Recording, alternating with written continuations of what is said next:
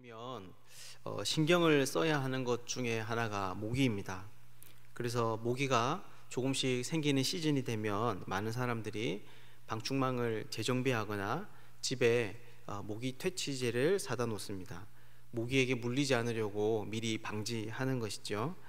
하지만 그것과 더불어서 한 가지 더 준비해야 할 것이 있습니다. 바로 이미 모기가 물릴 경우에 그것을 치료할 수 있는 약입니다. 다른 나라 같은 경우에는 이 해충으로 인해서 생명을 잃는 경우가 있다고 하지만 실제 그런 일은 우리나라에서는 많이 일어나지는 않습니다. 하지만 그럼에도 불구하고 우리가 모기 한번 물리게 되면 여간 성가신 일이 아닙니다. 무엇보다 계속 가려워서 긁다가 보면 피가 나고 또 찢어져 상처가 나는 경우도 있습니다. 그래서 우리는 여름을 좀 무사히 잘 보내기 위해서 모기를 조심해야 하지만 그것과 더불어 모기에 물리게 되었을 때 그것이 완전히 낫기 전까지 그 상처를 잘 돌볼 수 있는 그런 준비가 필요한 거죠. 그런데 이것은 오늘 본문에도 해당하는 이야기입니다. 왜냐하면 오늘 본문에는 바로 상처받고 다친 이스라엘이 회복하는 과정을 담고 있기 때문입니다.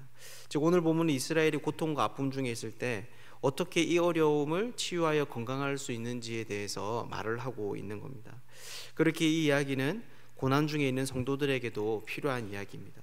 우리들도 오늘 말씀에서 하나님이 우리를 어떻게 회복시키시는가를 보면서 우리 역시나 그 회복을 소망하며 어떤 마음과 태도로 살아가야 하는지를 배울 수 있는 것이죠. 그래서 오늘은 고난 중에 있는 자들이 회복의 소망을 가지고 살아갈 때 필요한 것이 무엇인지를 함께 살펴보도록 하겠습니다.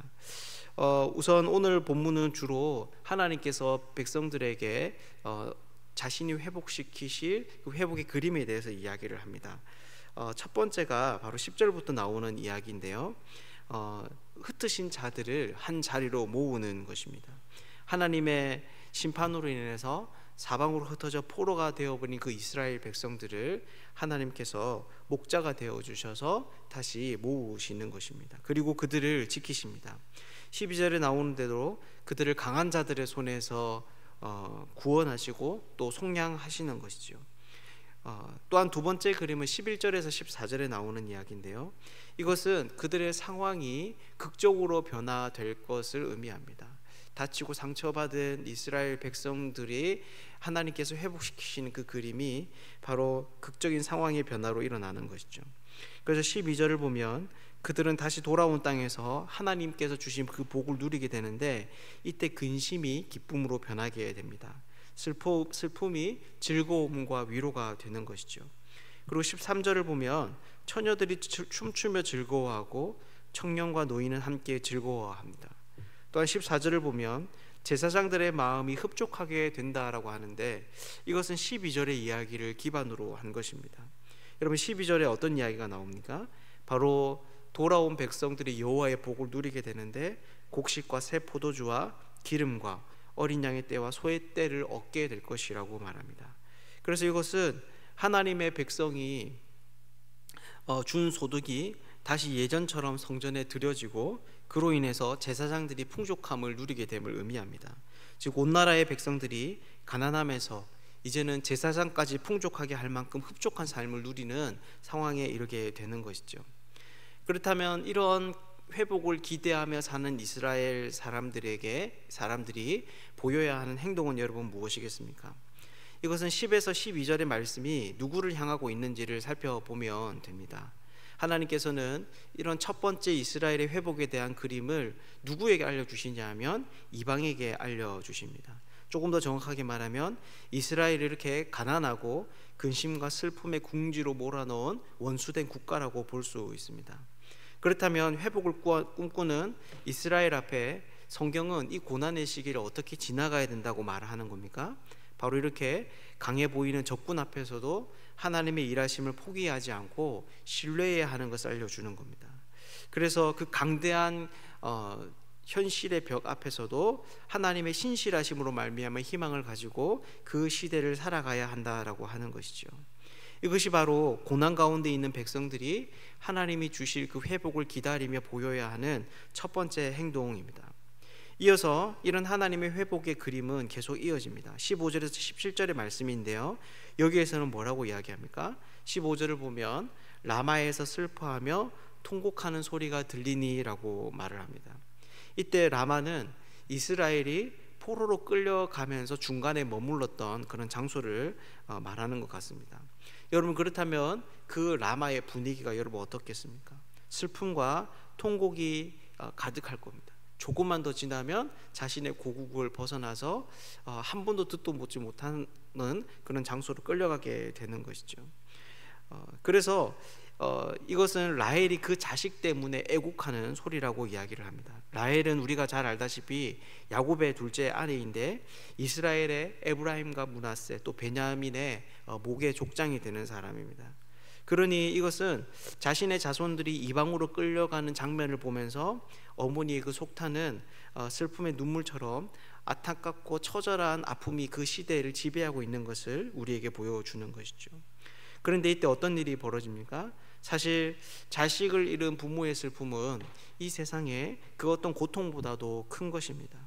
그래서 이들은 아무리 좋은 일이 자기에게 생겨도 웃을 수가 없습니다. 기뻐할 수 없습니다.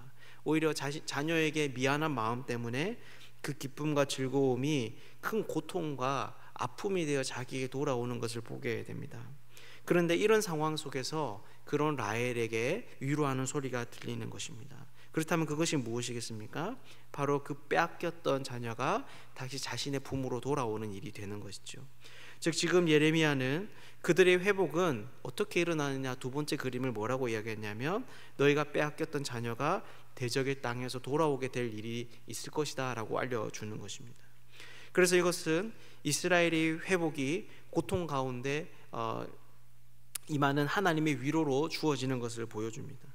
누구도 감히 헤아리지조차 못하는 그 슬픔 가운데 하나님께서 그 슬픔을 그치게 하시는 것이죠. 그렇다면 이런 회복을 꿈꾸는 이스라엘은 어떻게 반응해야 하겠습니까? 바로 그런 슬픔과 절망에 완전히 사로잡히지 않도록 해야 하는 것입니다. 그래서 우리에게 외부로부터 주어지는 모든 말들을 무시하고 일상을 포기하는 그런 삶을 살아서는 안 된다는 것이죠. 오히려 하나님이 이 모든 아픔을 위로해 주실 그날을 생각하며 인내하며 살 수 있어야 됩니다. 모든 것을 포기하는 것이 아니라 아픔과 슬픔을 견디며 살아가야 하는 것입니다. 그리고 18절에서 22절에서는 예레미야가 세 번째 그림을 이야기합니다. 먼저 18절은 뭐라고 이야기합니까? 에브라임이 자신이 큰 징벌을 받았으니 여호와께서 나를 돌이켜 달라고 이야기합니다. 또한 21절을 보면 너의 편말을 들고 큰 길 곧 내가 전에 가던 길을 마음에 두라 돌아오라 라고 말을 하고 22절은 반역한 따라 어느 때까지 방황하겠느냐라고 말을 합니다. 그렇다면 회복의 세 번째 그림이 여러분 무엇이겠습니까? 바로 하나님을 버린 욕된 삶을 하나님을 버린 부끄럽고 그 욕된 삶을 회개하고 하나님께로 다시 돌아오는 것입니다. 예전에 사랑하고 즐거웠던 길들을 이제는 포기하고 우리가 마땅히 써야 할 그 길로 찾아 돌아오는 것이죠. 그렇다면 이스라엘은 이 회복을 어떻게 기다려야 하겠습니까? 바로 자신이 당하는 여러 가지 일들에 대한 불편한 마음이 아니라 이 상처에 대한 근본적인 원인이 무엇인지를 찾고 깨닫기 위해 노력해야 하는 것입니다. 그래서 불편과 원망이 아니라 회개함으로 하나님 앞에 깨어 있을 수 있어야 했던 것이죠. 이것은 우리들도 마찬가지입니다. 그래서 우리는 이 에브라임의 말처럼 하나님께서 우리를 다시 이끌어 주시기를, 다시 정직한 마음과 입술을 주시기를 간구해야 하는 것이죠. 말씀을 맺겠습니다. 사랑하는 여러분, 이렇게 하나님께서는 자신이 베푸실 그 이스라엘의 회복 앞에 그들이 어떻게 이 고통과 아픔의 시기를 지나가야 하는지에 대해서 말씀해 주십니다. 이것은 오늘날 우리의 인생도 마찬가지입니다.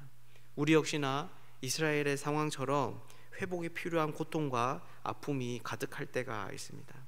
하지만 회복을 꿈꾸는 사람들은 상황이 아니라 말씀에 반응하여 사는 사람들입니다.